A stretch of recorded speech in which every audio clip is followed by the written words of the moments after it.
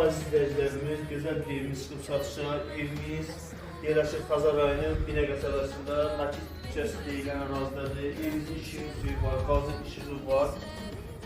Evimizin böyrünə ətrafına fırlamağa yer var. Evimiz kürsüdür, gördüğünüz kimi sağı solu boşdur.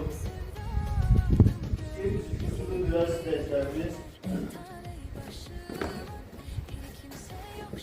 Bu evimizin giriş hissəsidir. Gördüğünüz gibi tapalı figurla işlemli. Solda yerleşen evimizin qonaq otağı. Qonaq otağı çok geniştir gördüğünüz gibi. Hamısı zırhla işlemli. Bütün abilərdə hamısı zırhla uyğundur. Bu evimizin bir yataq otağıdır.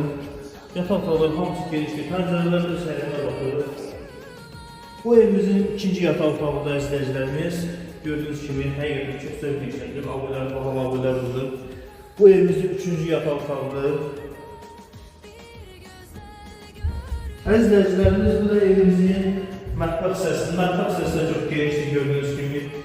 Pəncərələrə qədər, figurlarına qədər hamısı. Bu da evimizin sanitar və sanitariya qovşağıdır. Evimizin start qiyməti 73.000 manat. Real alıcıya gözəl bir indirim olacaq. Bu ev kimə maraqlısa buyurun əlaqə saxlasın. Bu ev elə o adamın olsun.